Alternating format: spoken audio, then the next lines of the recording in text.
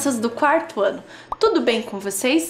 Estão preparados para mais uma aula de geografia? E aí, crianças, como está o ambiente que vocês estão estudando? Está organizado? Higienizado? Vocês já fizeram a higiene das mãos? E já separaram os materiais que nós vamos utilizar para a nossa aula? Vamos verificar então quais são os materiais que nós vamos utilizar hoje? Então olhem lá!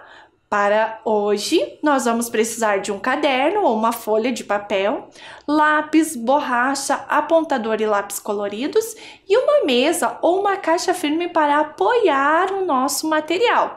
Tudo bem? Vou dar aí um tempinho para vocês organizarem, fazerem a higiene do ambiente de vocês.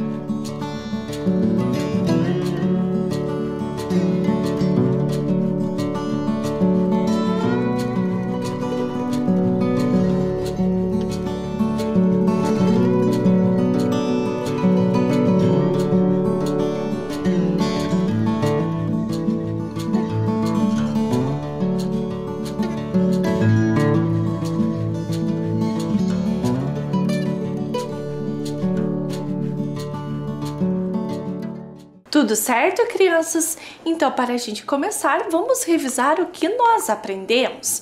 Então, na aula anterior, nós aprendemos sobre a relação entre os rios e o relevo, né? Nós conversamos sobre os rios de Planalto.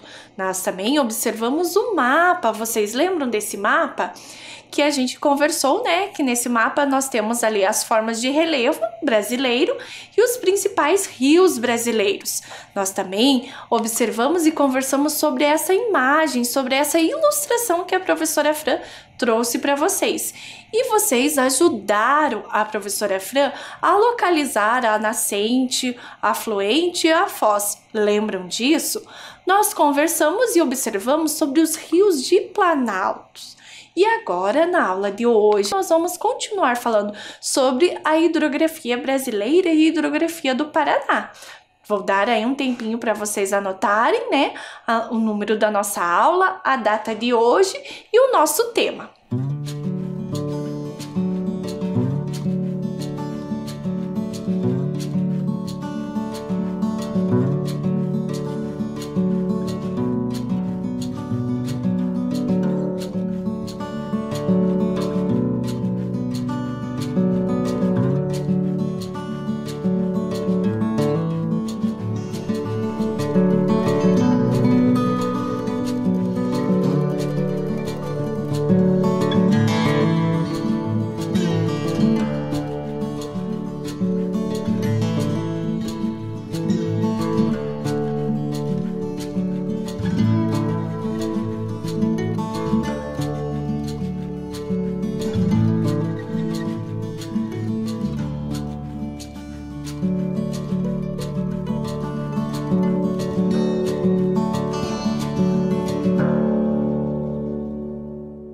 Tudo certo, crianças? Então, lembro que na aula passada a gente conversou sobre os rios de Planalto?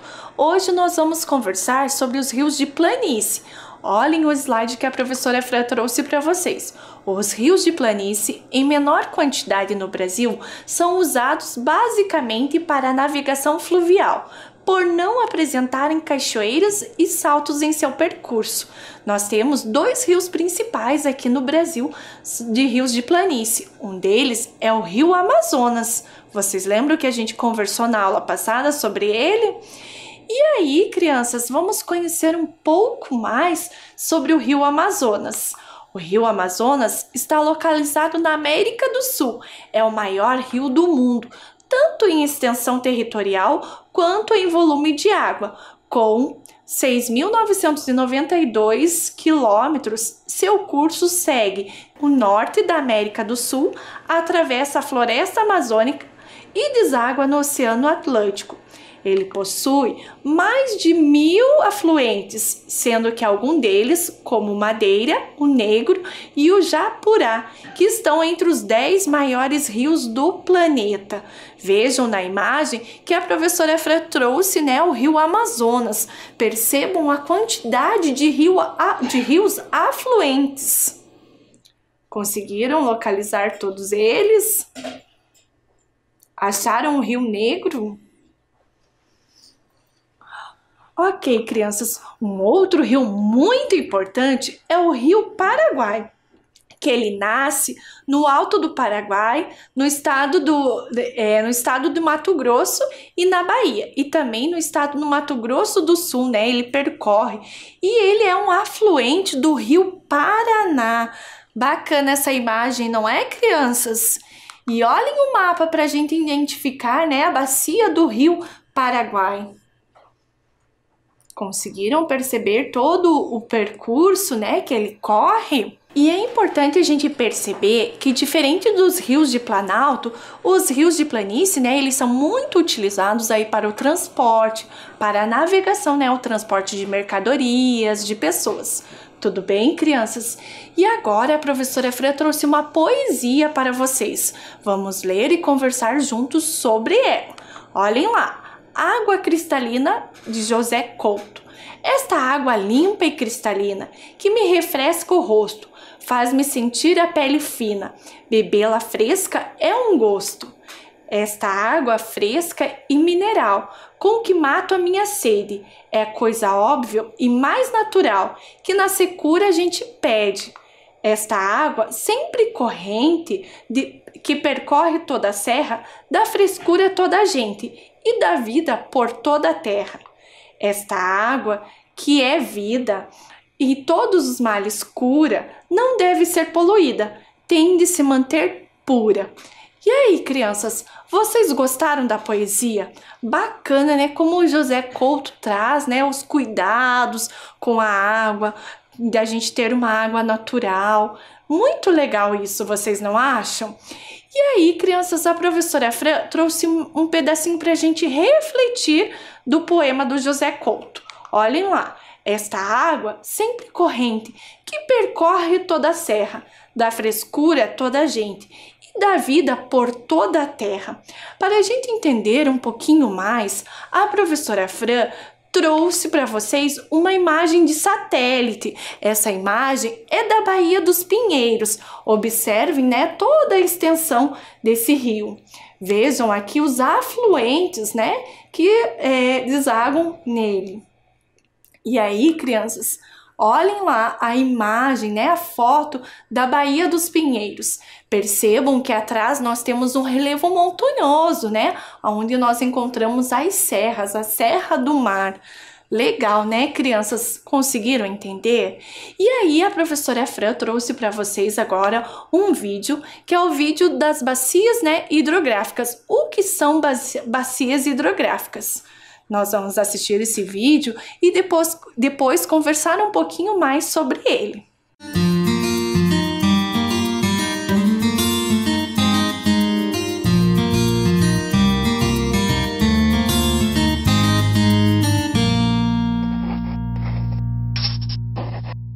Comitê de Bacia Hidrográfica. O que é e o que faz? A água doce é um bem importante para todos os seres vivos, sejam pessoas, animais ou plantas, que necessitam dela para viver. Além disso, é essencial para a geração de energia, processos industriais, produção de alimentos, no transporte de cargas e pessoas, na pesca, seja por lazer, para subsistência ou industrial, e no saneamento básico. Enfim, em toda parte e a toda hora, a água é fundamental para o conforto e sobrevivência de todos no planeta. Por isso, é necessário garantir todos os usos e, ainda mais, cuidar da conservação do meio ambiente. Tudo que se relaciona à água e aos seus diferentes usos envolve grupos de pessoas cujos interesses devem ser respeitados. Todos veem e utilizam a água de uma maneira, são objetivos, necessidades e expectativas muito diferentes e importantes.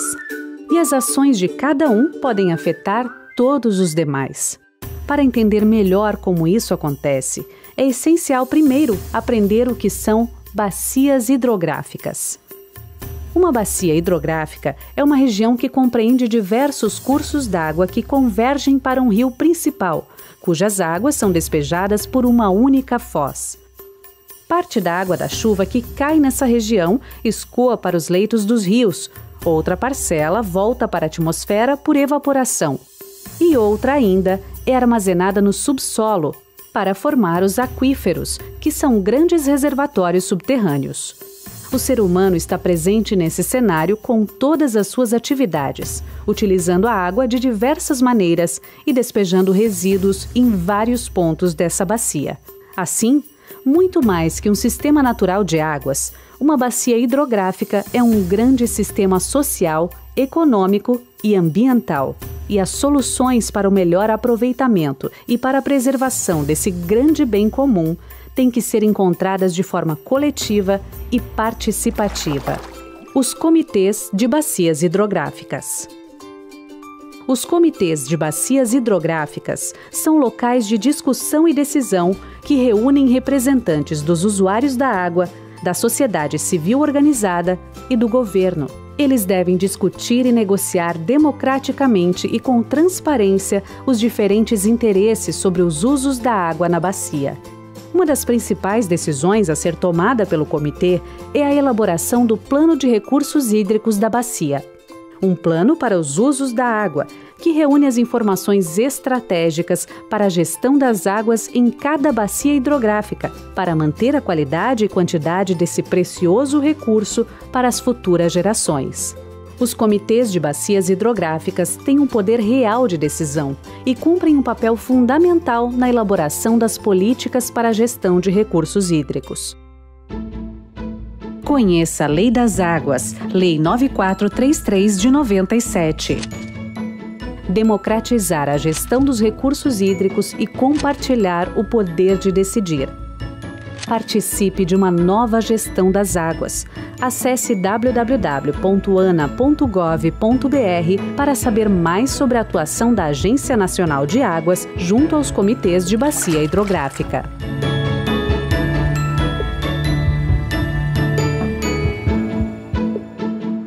E aí, crianças, vocês gostaram do vídeo? Muito bacana, vocês não acham?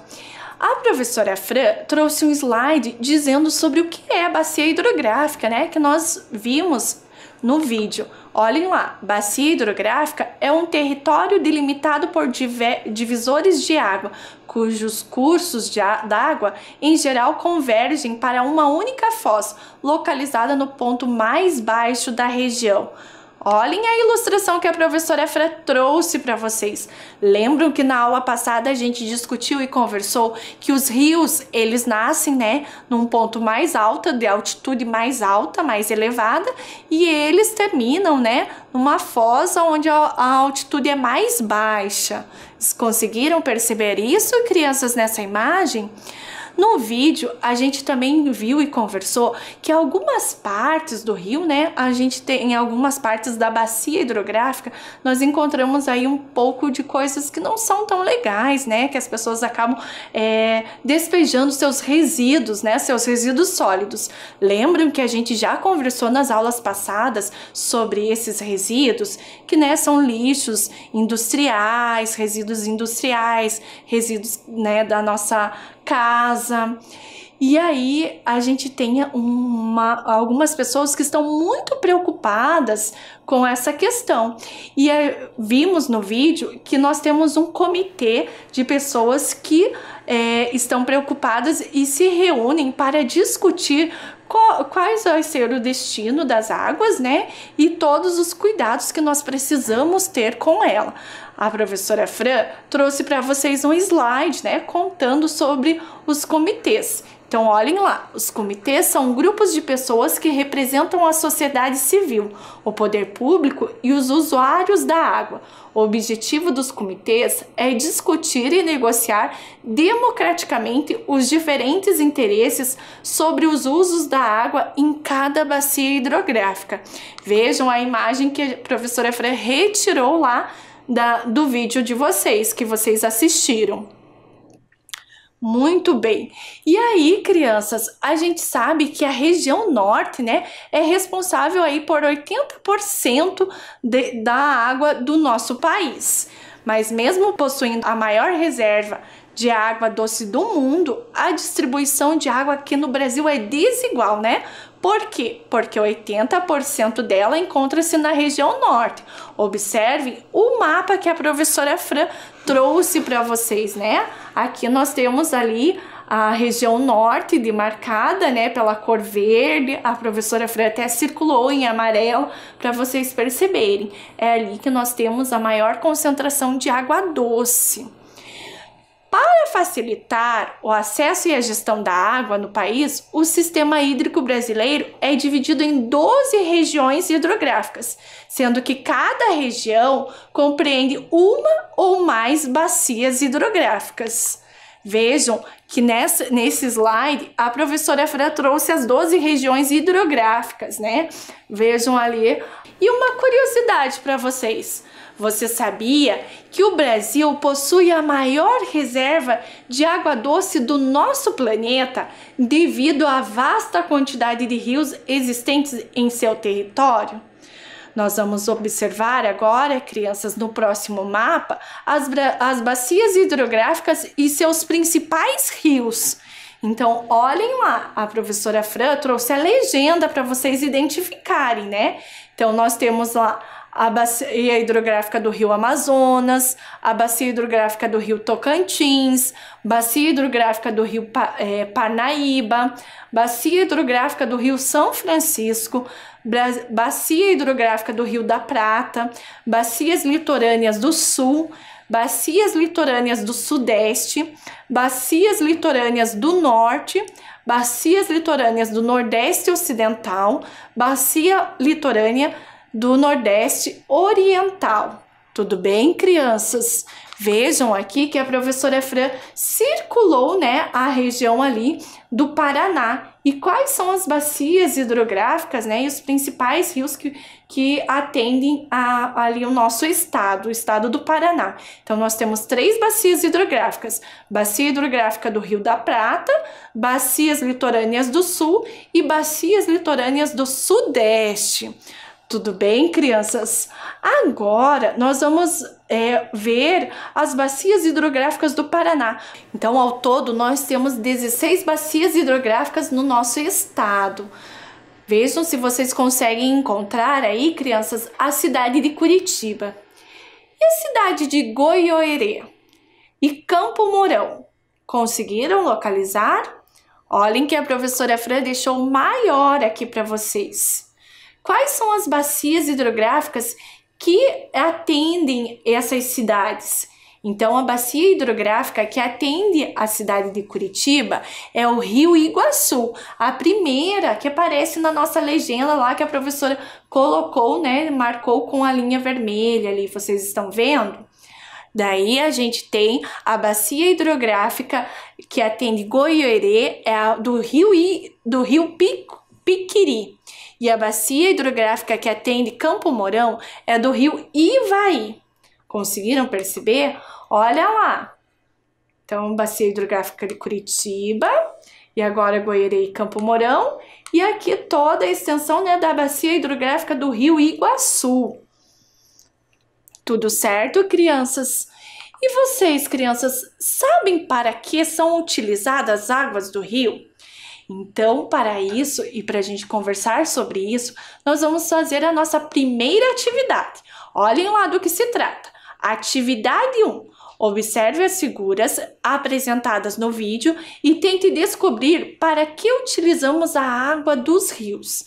Uma dica para vocês é que vocês coloquem em forma de lista da letra A até a letra G. E aí a professora Fran vai colocando as imagens e vocês vão tentando aí responder essa questão. Tudo bem, crianças? Então olha lá, primeiro da letra A até a letra D, e aí vocês escrevem o que significa essas imagens. Um tempinho aí para vocês.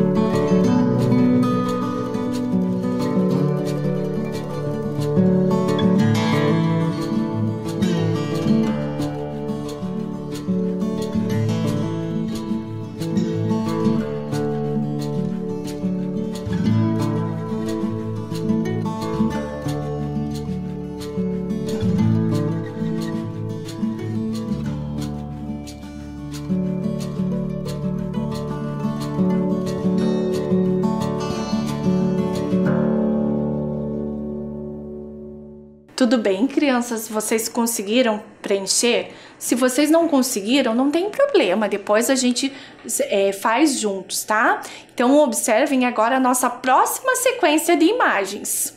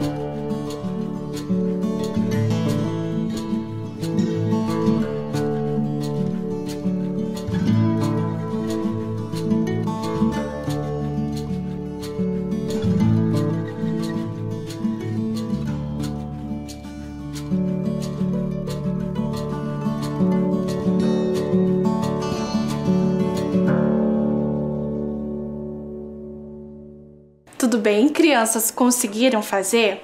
Então vamos acompanhar junto com a professora Fran, lembrando que a questão é por que nós utilizamos a água do rio, né? Ou para que nós utilizamos. Então olhem lá, a primeira sequência. Letra A, nós utilizamos para a manutenção de vida dos seres humanos e animais. Letra B, nós também utilizamos para processos industriais. Letra C, para a geração de energia. Letra D, para a produção de alimentos. Letra E, para o transporte de cargas e pessoas. Letra F, para a pesca. E a G, para saneamento básico. Tudo bem, crianças? Não fiquem preocupados. Olhem lá, a professora Fran vai deixar aí um minutinho para vocês conferirem e confirmarem a resposta de vocês. Tudo bem?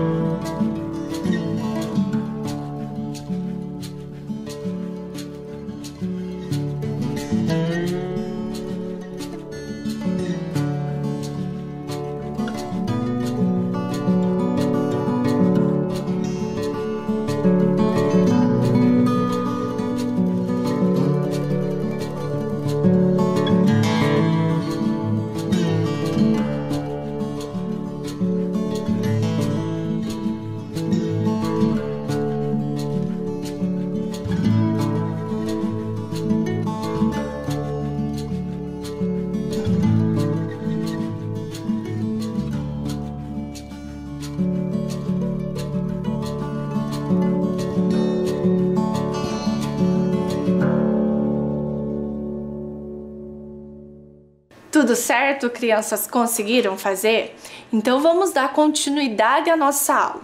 E olhem lá, vamos continuar falando sobre a Bacia Hidrográfica Amazônica, que tem cerca de 23 mil quilômetros de rios navegáveis, que possibilitam o desenvolvimento do transporte hidroviário. Aqui a professora Fran trouxe uma imagem para vocês, né, do rio Amazonas. Tudo certo, crianças?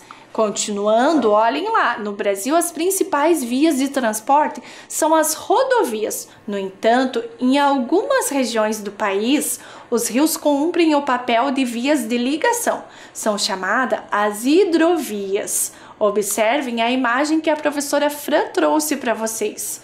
Vocês conseguem pensar, crianças, que em muitos lugares os alunos, chegam até a escola por meio, da navegação, por meio aí do transporte da água, dos rios, das embarcações.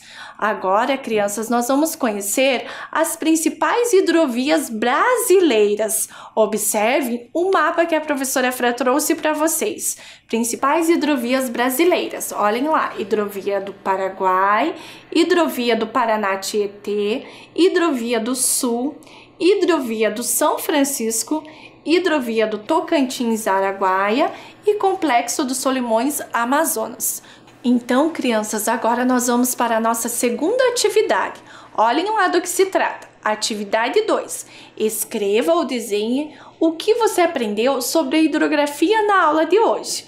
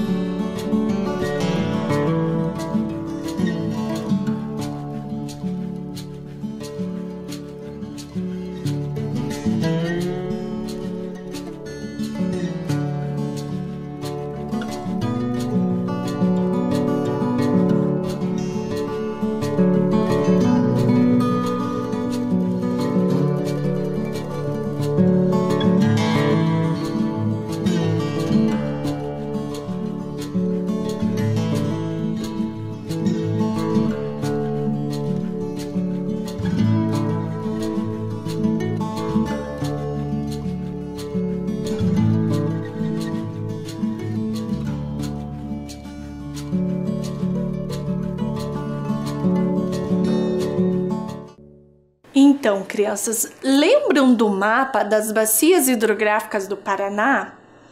Lembram que a gente conversou? Agora nós vamos conversar e saber um pouquinho mais sobre a bacia hidrográfica do Rio Paraná.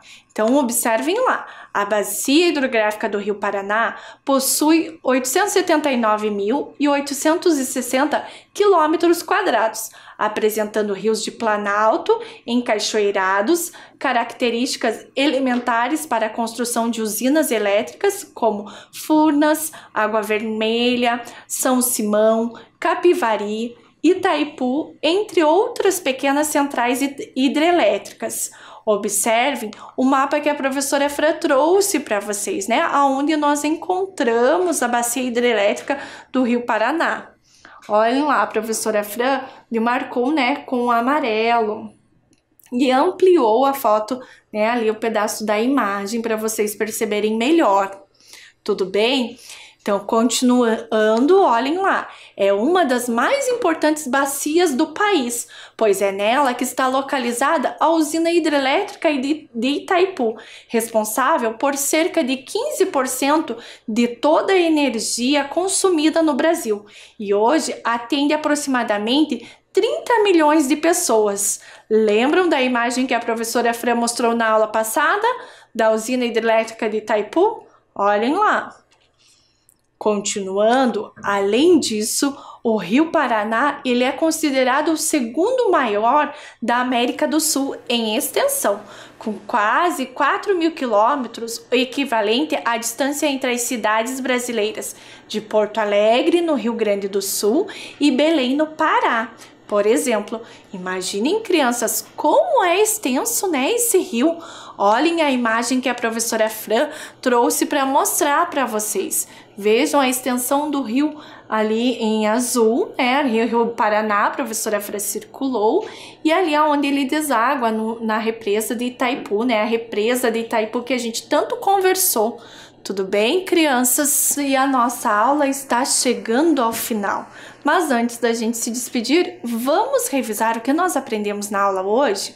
Então, olhem lá. Hoje nós aprendemos sobre as características da hidrografia brasileira e paranaense, o que são bacias hidrográficas e para que utilizamos a água dos rios, e fizemos algumas atividades.